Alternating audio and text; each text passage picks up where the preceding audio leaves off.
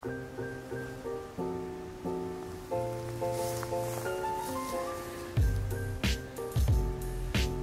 halo semuanya dan selamat datang kembali di Tanya Seputar Hukum.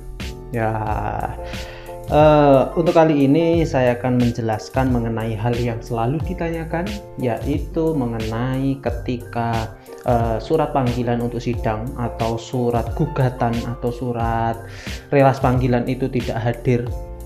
Ketika relas panggilan itu tidak sampai kepada pihak tergugat atau termohon, bolehkah seorang hakim itu memutus cerai atau memutuskan memutuskan gugatan tersebut? Seorang hakim, apakah boleh seperti itu? Oke. Intinya jika suratan panggilan atau relas panggilan itu tidak sampai kepada pihak tergugat, apakah seorang hakim itu boleh memutus perkara tersebut dan bagaimana konsekuensinya? Seperti itu aja untuk pertanyaannya. Yang pertama yaitu mengenai dasar hukumnya. Di hukum acara perdata memang sudah jelas ketika 3 kali dipanggil pihak tergugat itu secara patut. Ketika pihak tergugat itu sudah dipanggil 3 kali secara patut dan secara sesuai prosedur, dan ketika tidak hadir maka bisa diputus dengan putusan first take, itu sudah jelas. Tetapi yang menjadi permasalahan di sini yaitu panggilan secara patut itu seperti apa. Itu ternyata setelah saya cari ternyata juga sudah diatur di hukum acara perdata.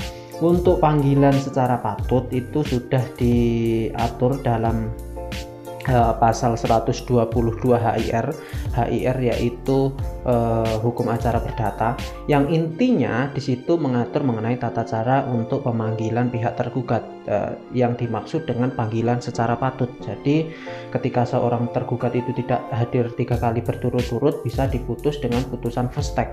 Putusan first take itu kemungkinan besar 95% pasti akan dikabulkan pihak gugatannya, seperti itu. Dan ketika tidak ada upaya hukum dan perlawanan, maka putusan tersebut akan ingkrah dan memiliki kekuatan hukum tetap.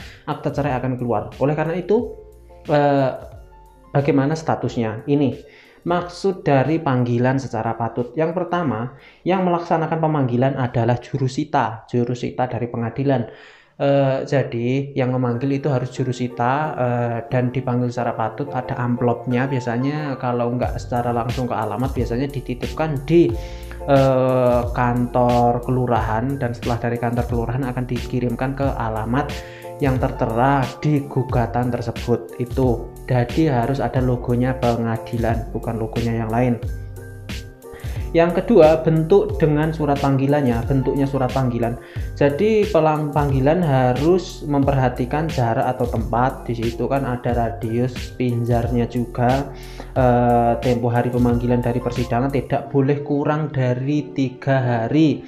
Jadi biasanya kalau sidangnya tanggal 20 gitu, jadi panggilannya tidak boleh kok tanggal 18 atau 19 baru didapatkan surat panggilannya, itu nggak boleh. Jadi minimal 3 hari. Namun biasanya pengadilan itu dalam jangka waktu 2 minggu. Kalau sidangnya tanggal 20, biasanya surat panggilannya didapat tanggal 6, biasanya langsung dikirim di surat panggilan itu, relas panggilannya tanggal 6, seperti itu ya.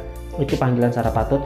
Dan C, cara pemanggilan yang sah yaitu tempat tinggal tergugat harus diketahui. Kalau tidak diketahui berarti itu cerainya secara gaib, harus menunggu dulu ya. Disampaikan kepada yang bersangkutan sendiri secara langsung. Setelah itu penyampaian dilakukan tempat tinggal atau domisili tempat pilihan, ya, tergantung tempat tinggal sesuai KTP atau domisilinya di mana. Setelah itu disampaikan kepada kepala desa. Ini prosedurnya, harus diketahui kepala desa, itu prosedurnya. Yang kedua, tempat tinggal tergugat. Ketika tempat tinggal tergugat tidak diketahui, maka jurusita menyampaikan panggilan kepada wali kota atau bupati. Selanjutnya wali kota atau bupati mengumumkan atau memaklumkan surat jurusita dengan menempelkan pada pintu umum kamar sidang pengadilan. Seperti itu ketika diketahui alamatnya, dan ketika tidak diketahui alamatnya prosedurnya seperti itu. Ketika jurusita dan pengadilan sudah sesuai prosedur dan ternyata surat itu tidak sampai ke Anda, mungkin Anda tidak berada di rumah atau sudah berada di luar domisili, berarti itu memang kesalahan Anda. Tetapi ketika sudah sesuai prosedur prosedurnya sudah disampaikan secara langsung, sudah disampaikan kepada kepala desa, sudah ada logo dan disampaikan oleh panitera juga, dan ternyata tidak sampai kepada Anda, itu salah Anda 100%. Tapi ketika tidak ada, tidak disampaikan secara langsung, tidak disampaikan kepada kelurahan, tidak ketahui orangnya, itu nanti putusannya bisa dianggap tidak sah karena pemanggilannya juga tidak sah, pihak tergugatnya tidak menerima surat panggilannya, dan akhirnya putusannya pun status hukumnya juga tidak sah. Seperti itu. Jadi ketika pihak tergugat itu tidak mendapatkan surat panggilan atau relas panggilan, itu status hukumnya belum tentu tidak sah, dan hakim ketika sudah sesuai prosedur bisa memutuskan dengan putusan perstek. Tetapi kalau tidak sesuai prosedur, putusan perstek tersebut bisa dianulir karena pemanggilannya tidak sah, surat panggilan tidak didapatkan oleh pihak tergugat. Mungkin dengan cara memalsukan alamat pihak penggugatnya sengaja memalsukan alamat pihak tergugat, atau ada hal lain, dan seperti itu. Saya pikir cukup seperti biasa. Semoga bermanfaat dan terima kasih. Dah.